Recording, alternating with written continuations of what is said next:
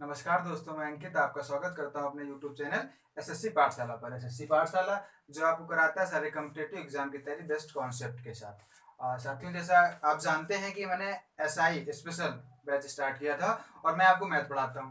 Math में मेरे 2 video upload हो चुके हैं। मैथ में सबसे पहले मैंने आपको परसेंटेज चैप्टर स्टार्ट किया था और परसेंटेज चैप्टर के 2 क्लास हो चुकी हैं, 2 वीडियो डाल चुका हूँ। आज तीसरी क्लास होगी। मैंने थोड़ा सा रिवाइव करता हूँ आपको कि 2 क्लास में मैंने आपको क्या क्या बताया था। मैंने सबसे पहले बेटा आपको ये बताया था कि परसेंटेज होता क्या है। परसेंटेज होता क्या है। फिर परसेंटेज के बाद नेक्स्ट बताया था कि फ्रैक्शन क्या होता है।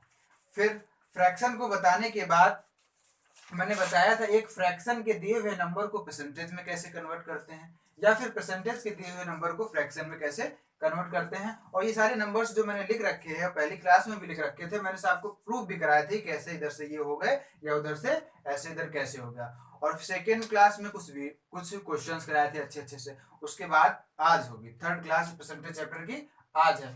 और अच्छे क्वेश्चंस हो गए आज। इसमें पहला क्वेश्चन लिखा हुआ है, एक संख्या के 75% में जब 75 जोड़ा जाता है तो प्राप्त परिणाम उसी संख्या के बराबर होता है, तो उस संख्या का 40% ज्ञात कीजिए। अच्छा भैया, लिखा है एक संख्या के 75%। सबसे पहले मुझे एक संख्या पता होना चाहिए, तो वो मैं लेट कर लेता हूँ। वो संख्या हमारे लिए क्या है? एन है। कुछ भी लेट कर सकते हैं, कोई भी अल्फाबेट लेट कर सकते हैं। मैंने वो लेट कर ली, वो संख्या एन है। एन का 75%।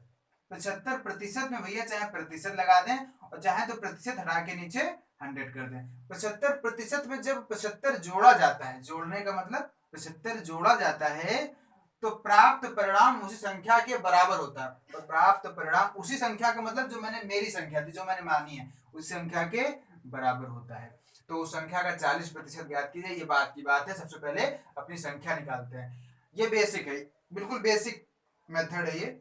सॉल्व करता हूं इसको। जैसे इसको सिंप्लीफाई करूंगा तो 25 3 जा 75 और 25 4 जा 100।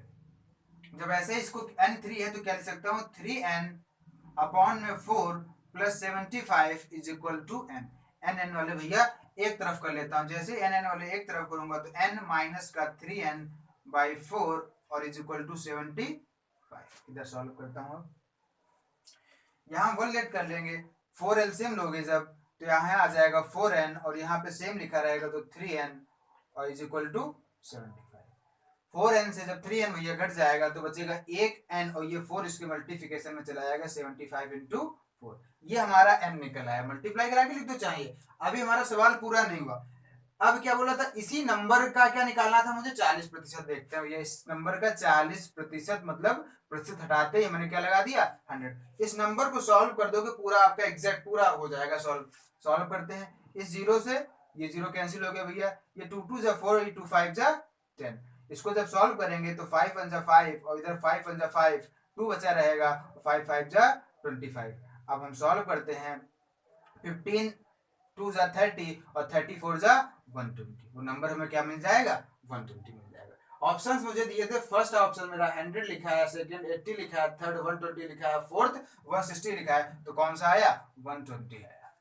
सिंपल सवाल था। जैसा जैसा जो जो क्वेश्चन कहता गया वैसे वैसे करते चले गए। ठीक है, अब अगले क्वेश्चन पे आते हैं। अच्छे क्वेश्चन। अगले क्वेश्चन लिखा है भैया, एक अगला क्वेश्चन, एक दुकान में चावल के भंडार में 25% की वृद्धि हुई। चावल के भंडार में कितना प्रतिशत बेचा जाना चाहिए जिससे कि भंडार में फिर से उतना ही हो जाए जितना आरंभ में था? ऑप्शन दिए गए 25%, 30% और 12 या 12.5% और 20%। कैसे सॉल्व करते हैं? मैंने बताया था परसेंटेज वाले चैप्टर में जो भी आपको परसेंटेज का नंबर दिया गया, परसेंटेज का नंबर क्या दिया गया? 25%। क्या दिया गया है? 25%। इस परसेंटेज वाले नंबर को आप किसमें चेंज कर लो? फ्रैक्शन में चेंज कर लो। जैसे भैया इसको फ्रैक्शन में चेंज करोगे तो 1/4 आता है। ये आपको पहले क्लास में मैंने सिखाया था। और मैंने एक बात बताई थी, जब मैंने बताया था कि परसेंटेज वाले नंबर को आप फ्रैक्शन में चेंज कर देते हो। फ्रैक्शन में जो नीचे का नंबर रहता है वो हमारा मूल नंबर रहता है, प्राथमिक संख्या रहती है। क्या रहता है? मूल संख्या रहती है। क्वेश्चन में पढ़ते हैं। अब क्या कह रहा है, चावल के भंडार में कितना प्रतिशत बेचा जाना चाहिए। अब हम क्या कर रहे थे, हमारे पास 4 था और ऊपर वाले में वृद्धि हो रही थी 1, तो 4 से जब एक और हम लगा रहे थे तो 4 से हम 5 बेच रहे थे।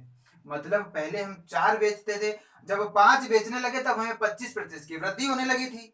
पहले हम 4 बेचते थे, अब हम जब 4 से 5 बेचने लगे, ये चीज कैसे मैंने बताई, जब हम 4 से 5 बेचने लगे तब 25% की वृद्धि होने लगी थी। लेकिन क्वेश्चन ने वो क्या कहा था कि चावल के भंडार में कितने प्रतिशत, जिससे कि भंडार में फिर से उतना हो जाए जितना आरंभ में था। मतलब मैं 4 से 5 तो आ गया था, मुझे 5 से फिर 4 पे आना है। भैया जैसे ही 5 से 4 पे आओगे तो एक, भाई फिर से 1 की कमी हो रही, और कितने पे कमी हो रही, 5 पे कमी हो रही, इंटू 20 इंटू 100, प्रतिशत निकालने के लिए 100। जैसे इसको सॉल्व करेंगे तो 5 1 जा 5, 5 2 जा 10, और ये 20%। कौन सा आ गया ऑप्शन दिए गए तुम्हें, 25 30, ये आएगा 4 5 से है 20, सही है, 5 2 जा 10 0, ये आएगा 20%। कौन सा ऑप्शन आएगा 20%। एक बार ये क्वेश्चन फिर से बताते हैं, बिल्कुल बेसिक से सीखिए। सबसे पहले क्या लिखा होता है, जब भी कोई परसेंटेज नंबर होता है, परसेंटेज के नंबर को परसेंटेज में टॉपिक में सबसे पहले उसको फ्रैक्शन में कन्वर्ट करना होता है। भैया 25 का जब फ्रैक्शन नंबर लिखा तो 1/4 आया। अच्छा 1/4 में मैंने बताया था कि जो नीचे का नंबर होता है वो मूल नंबर रहता है, प्राथमिक संख्या होती है। तो पहले 4 था, अब जब 25% की ज्यादा वृद्धि पे बेच रहे हैं तो 4 में 1 हम लाभ कमा रहे हैं, तो 4 से 5 हो गया। क्वेश्चन ने कहा था कि 5 से 4 आने के लिए फिर से हमें वही मूल्य प्राप्त करने के लिए हमें क्या करना होगा, तो 5 से जब 4 आ रहे हैं तो फिर 1 की कमी हो रही है, किस पे कमी कर रहे हैं, 5 पे, और इंटू प्रतिशत लगाने के लिए इंटू 100। जैसे मैंने इसको सॉल्व किया तो 20%। ऑप्शन देख लेते हैं कौन सा दिए गए, चौथा ऑप्शन मैच कर रहा है, स्क्रीनशॉट ले लीजिए। अब अगला क्वेश्चन पे आते हैं। अब अगला क्वेश्चन पे देखते हैं। भैया अगला क्वेश्चन क्या लिखा हुआ है, यदि किसी भिन्न के अंश को 40% बढ़ाया जाए एवं हर के 30% घटाया जाए, एवं हर को 30% घटाया जाए, तब भिन्न 6/7 हो जाती है। मूल भिन्न क्या थी, ऑप्शन दिए गए। ये क्वेश्चन आते हैं, ये हमें इसमें तो देखने को मिलेंगे ही मिलेंगे, ये हमें क्वेश्चन सिंप्लीफिकेशन नाम के चैप्टर में भी देखने को मिलते हैं। अच्छा देखते हैं, इसमें भी जैसा जैसा क्वेश्चन, पहले बेसिक बताऊंगा, जैसा जैसा क्वेश्चन कह रहा है वैसा वैसा करते चलते हैं। यदि किसी भिन्न के अंश, भैया भैया भिन्न क्या होता है, फ्रैक्शन नंबर क्या होता है, जिसमें नॉमिनेटर भी होते हैं और जिसमें डिनोमिनेटर भी होते हैं। अगर फ्रैक्शन नंबर की कोई डेफिनेशन पूछ देता है तो हम कह देते हैं कोई भी नंबर यदि P/Q के केस में लिखा हुआ है तो फ्रैक्शन नंबर कहलाता है। तो वैसे ही हम क्या करते हैं, यदि किसी भिन्न के अंश, तो भिन्न मान लेते हैं, हमने भिन्न मान ली P/Q है। बोला यदि किसी भिन्न के अंश को 40% बढ़ाया जाए, मैंने बताया था परसेंटेज में कोई भी चीज क्या होती है, कोई भी नंबर 100 का होता है। अब भिन्न में 100 तो पहले से था, 40% बढ़ाया जाए तो 40% बढ़ा देंगे तो और हो जाएगा ये। फिर क्या कहा गया, हर को 30% घटाया जाए, मतलब पहले हर 100 था, 30% घटाया जाए तो क्या, तो भिन्न 6/7 हो जाती है। हो जाने वाली चीज बराबर की इस तरफ लिखते हैं, 6/7 हो जाती है। सॉल्व करते हैं इसको। P/Q ये भैया हो गया 140 और ये हो गया 70 इज इक्वल टू 6/7। 0 से 0 कट गया भैया, और 7 2 जा 14, 2 3 जा 6। जो P/Q वो हो गई 3/7। P/Q का मान क्या आ गया, 3/7। हमें ऑप्शन दिए थे 1 2/3, 3/4, 3/7, 5/8, तो ये वाला ऑप्शन सही होगा। समझ में आया, जैसा जैसा क्वेश्चन बोला, जो उसने बोला अंश के लिए वो मैंने अंश में कर दिया, 100 पहले से था, जो उसने बोला हर में वो मैंने हर में कर दिया, सॉल्व कर दिया, P/Q की वैल्यू निकल आई। एक तरीके से ये और कर सकते हैं, इसका सेकेंड मेथड देखते हैं, थोड़ा सा इजी हो जाएगा। यदि किसी भिन्न के, भिन्न हम मानते हैं P/Q, इधर भी मान लेते हैं P/Q। अच्छा 6/7 हो जाती, 40% बढ़ाया जाए, 30% घटाया जाए, 6/7, तो 6/7 देख लो। क्या मैंने बताने की कोशिश कर रहा हूं कि जो इसमें बोला है 40% बढ़ाया जाए अंश, वो आप बढ़ा दो हर, ये दूसरा मेथड है, वो आप बढ़ा दो, थोड़ा सा सरल हो जाएगा इस मेथड से। जो उसमें अंश को कह रहा है वो उसमें कर दो हर में, तो हर कितना हो जाएगा, 100 + 40 140 हो जाएगा। नेक्स्ट स्टेप में करेंगे, और उसमें कह रहा था हर को 30% घटाया जाए, वो हम अंश के लिए कर देंगे 100 माइनस, फिर से सॉल्व कर देंगे। P/Q 6/7 ये हो जाएगा भैया 70, और ये हो जाएगा 140। सॉल्व कर देंगे, 7 2 जा 14, 2 3 जा, सेम है, बस इससे थोड़ा सा ये क्या हो गया आप कि इधर उधर ले जाने से बच गए, सॉल्व कर दिया। बिल्कुल वैसे क्वेश्चन चाहेंगे, समझना चाहेंगे दोनों भैया, बस इसमें थोड़ा सा ध्यान रखना पड़ेगा, जो उसने अंश के लिए कहा वो आप हर के लिए किया, और जो हर के लिए कहा वो किया भी, कि वो आपको पता भी होगा, क्योंकि मैं सीधे उस तरफ लेके करना मैं इधर था। ये समझ गए होंगे सेम, जो चाहे आपको ये पसंद आया हो, चाहे जो भी आपको अच्छा लगा हो, उस मेथड को आप लगाइएगा। अगला क्वेश्चन लिखा हुआ है, बिल्कुल सिमिलर क्वेश्चन है, इसी पे डिपेंड 2 क्वेश्चन मैं लेके आया हूं।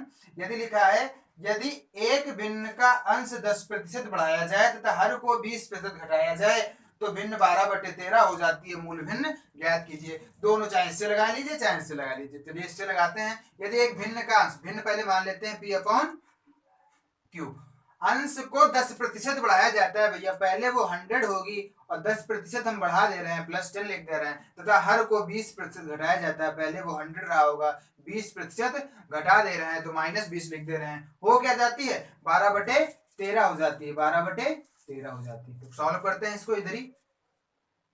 तो क्या बचेगा?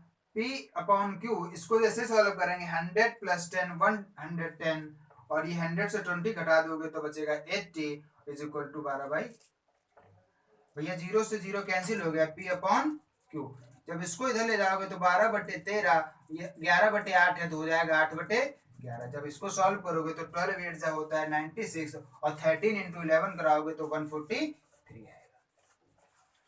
ये मैंने पहले मेथड से लगाया, आप चाहें तो इसको दूसरे मेथड से भी लगा सकते हैं। सेम, जो उसके भिन्न अंश में कहेगा, नॉमिनेटर में कहेगा, वो डिनोमिनेटर में कर दोगे, जो डिनोमिनेटर में कहेगा वो नॉमिनेटर में कर दोगे। केवल बच इस स्टेज आओगे जो इधर हम ये इधर कहाँ गए, हमने ये जो किया था 11/8 को इधर, उसके बाद उधर ले गए 8/11 से। तो जब सेकेंड वाला मेथड लगाओगे तो पहले ही उधर जा चुका होगा, क्योंकि हम उसमें क्या कहता है, जो अंश में कहता है वो हर में करते हैं, जो हर में कहता है वो अंश में करते हैं। समझ आ गए? इस पे भी क्वेश्चन आते हैं। अच्छा, अब बाद में और क्वेश्चंस। अगला क्वेश्चन लिखा हुआ है, एक संख्या का 45% दूसरी संख्या का 55% है, ज्ञात करें पहली संख्या दूसरी संख्या की कितने प्रतिशत है। अच्छा चलो इसको सॉल्व करते हैं।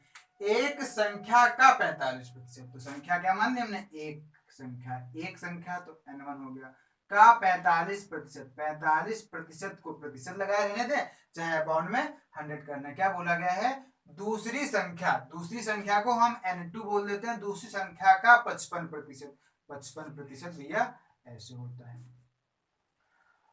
अब इसको थोड़ा सॉल्व करते हैं। फिर पूछा गया है पहली संख्या दूसरी संख्या की कितने प्रतिशत है। तो पहले, अच्छा, प्रतिशत से प्रतिशत हम काट सकते हैं, इक्वल के इस तरफ उस तरफ यदि बराबर नंबर्स हैं तो वो कट जाते हैं। तो कैसे कर देते हैं? n1 upon n2 is equal to 55 upon में 45 हो जाएगा। इसको सॉल्व करते हैं, 5 से डिवीजन करते हैं, 5 1 जा 5, 5 9 जा 45। मतलब हमें n1 अपॉन n2 जो मिल गया वो 11/9 मिल गया। अच्छा, अब आगे पढ़ते हैं क्वेश्चन में। पहले तो n1 और n2 की हमें वैल्यू साफ साफ मिल गई। कहने का मतलब है n1 जो होगा वो 11 होगा, n2 क्या होगा? 9 होगा। बोला था पहली संख्या दूसरी संख्या की कितने प्रतिशत है। पहली संख्या दूसरी संख्या की, जिसके पास का या की होते हैं वो नीचे जाता है। दूसरी संख्या की कितने प्रतिशत है, तो प्रतिशत लगाने के लिए हमने 100 लगा दिया। जैसा जैसा क्वेश्चन कहता गया वैसे वैसे सॉल्व करते गए। इसको जब आप सॉल्व करोगे, जब इसको सॉल्व करोगे, चाहे मल्टीप्लिकेशन करा दो, पहले डिवीजन करा के देखो, तो ऑप्शन सी आएगा। क्या आएगा? 122.22%। कौन सा ऑप्शन? C option.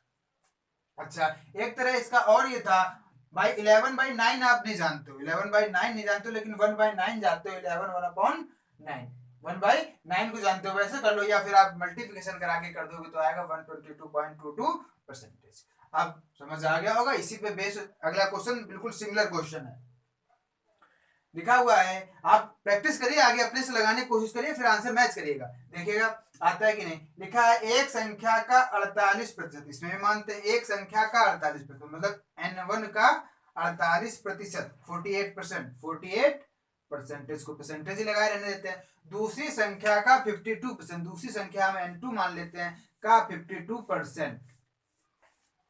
अब बाकी बाद में पढ़ते हैं। बोला गया, आज इसको सॉल्व करते हैं तो परसेंटेज से परसेंटेज हम काट देंगे, और n1 अपॉन n2 की जो वैल्यू हम निकालेंगे वो 42/40। अच्छा भैया, ये यदि डिविजिबल हो रहा है तो कर देते हैं, तो एक ही टेबल से हो जा रहा है हमें लग रहा है। चाहे तो 2 से स्टार्ट, अगर आप नहीं जानते हो तो 2 से स्टार्ट करना चालू करते हैं। 2 2 जा 4, 2 7 जा 14, 2 2 जा 4, 2 4 जा 8। इसको जब करेंगे 2 से तो होगा नहीं भाई, जब एक ही नंबर से ऊपर वाला भी होता है नीचे वाला भी होता है तभी करते हैं। जब इसको करेंगे तो 3 9 जा 17 और 3 8 जा 14। हमें क्या मिल गया? n1 अपॉन n2 क्या मिल गया? 9/14। ये मिल गया। अच्छा, अब क्वेश्चन क्या बोला था, बताइए कि दूसरी संख्या पहली संख्या से कितने प्रतिशत कम है। बताइए कि दूसरी संख्या पहली संख्या के कितने प्रतिशत कम है। दूसरी संख्या कितनी कम है भैया, दूसरी संख्या पहली संख्या से कितनी कम है, 9 से 8 कितना कम है, 1 कम है। किससे कम है, दूसरी संख्या के पहली संख्या से कितने प्रतिशत कम है, मतलब 1/9 प्रतिशत कम है, तो 100 करेंगे। अब 1/9 जो 100 होता है, 1/9 को क्या लिखा जा सकता है, 11 1/9। क्या लिखा जा सकता है, 11 1/9, मतलब 11 1/9। तो 1/9 को हम लिख सकते हैं 11 1/9, लेकिन ऑप्शन में नहीं दिया गया। कहीं कुछ गलत हो गया, चलो यहाँ पे देखते हैं गलत हुआ, इसको देखते हैं, यहाँ से चेक करते हैं। यहाँ से थोड़ी गलती हो गई, सॉरी माफ करिएगा। n1/n2 क्या लिखा है भैया, यहाँ 52 हो जाएगा और यहाँ 48 हो जाएगा। डिवीजन काटने पे गलती हो गई थी, जब इसको काटेंगे तो 2 2 जा 4 और 1 बचेगा, 2 2 जा 4, 2 2 जा 4 और यहाँ 1 बचेगा तो 2 6 जा 12 आएगा। गलत किया था ना मैंने यहाँ पे, 2 2 जा 4, 2 4 जा 8। फिर से कर लेते हैं 2 से, 2 1 जा 2, 2 3 जा 6 और 2 1 जा 2, 2 2 जा 4। मतलब जो n1/n2 हमें मिल गया वो 13/12 मिल गया। अब क्या बोला था, बताइए कि दूसरी संख्या पहली संख्या से कितने कम है, तो कितनी कम है, 1 कम है। किससे कम है, पहली संख्या से कम है, तो 1/13 इंटू 1/13 को हम क्या लिख सकते हैं, 7 सही 9/13। क्या लिख सकते हैं, 7 सही 9/13, जो बी नंबर ऑप्शन में लिखा है, 7 सही 9/13%। ठीक है, समझ में आ गया होगा, स्क्रीनशॉट ले लीजिए। अब अगले क्वेश्चन से, अगला क्वेश्चन लिखा हुआ है, दो संख्याएं तीसरी संख्या की क्रमशः 20% तथा 50% हैं, तो पहली संख्या दूसरी संख्या का कितने प्रतिशत है। जैसा जैसा क्वेश्चन कहता है वैसे वैसे करते जाते हैं। दो संख्याएं तीसरी संख्या की, भैया पहले तीसरी संख्या पता होनी चाहिए आपको, और तीसरी संख्या कोई नंबर मान सकते हैं, कोई वेरिएबल मान सकते हैं। नंबर में हम 100 मान सकते हैं। तीसरी संख्या ये तीसरा टर्म नंबर हो गया, तीसरा नंबर क्या हो गया 100। बोला गया यदि दो संख्या तीसरी संख्या की 20% तथा 50% है। दो संख्या और जो है, मान लो पहली 20% है और क्या है 50% है, तो भैया 100 का 20% 20 ही होगा और इसका 100 का 50% 50 ही होगा। सिंपल सा बात है। बोला गया पहली संख्या दूसरी संख्या का कितने प्रतिशत है। पहली संख्या, ये तो तीसरी थी, मान लो ये पहली हुई, दूसरी, तो पहली संख्या दूसरी संख्या का कितने प्रतिशत है। दूसरी क्या होगी, का जिसके पास है वो नीचे कितने प्रतिशत है, प्रतिशत के लिए 100 कर देते हैं। इसको सॉल्व करेंगे, 0 से 0 कट गया, 5 2 जा 10, क्या निकलेगा 22 जा 40। ऑप्शन दिया होगा 40%, कहाँ दिया गया है, छोटा सा क्वेश्चन था, बिल्कुल जैसा जैसा करता गया वैसे वैसे करते गए। आएंगे तो सरल लगेंगे, नहीं आएंगे तो टफ लगेंगे। वैसे समझ ही नहीं आता का किसका कितने प्रतिशत है, ये 100 मानने का यहाँ पे बेस लॉजिक है बस। अगला क्वेश्चन देखते हैं, लिखा है दो संख्याएं तीसरे संख्या से क्रमशः 25% तथा 20% कम है। सिमिलर क्वेश्चन है, तो पहली संख्या दूसरी संख्या का कितने प्रतिशत है। दो संख्याएं तीसरी संख्या से, इसमें भी तीसरी संख्या माननी है, तीसरी संख्या क्या हम लेट कर लेते हैं, तीसरी संख्या 100, 25% तथा 20% कम है। ये 25% पहली संख्या मान लेते हैं, ये दूसरी संख्या कितनी है 20% कम है। भैया जब 100 का 25% निकालोगे, मतलब 100 के 25 क्या है, 25% मतलब 25 हट जाना तो 75 बचेगा, और 100 का 20% 20 कम हो जाना मतलब 80 बचेगा।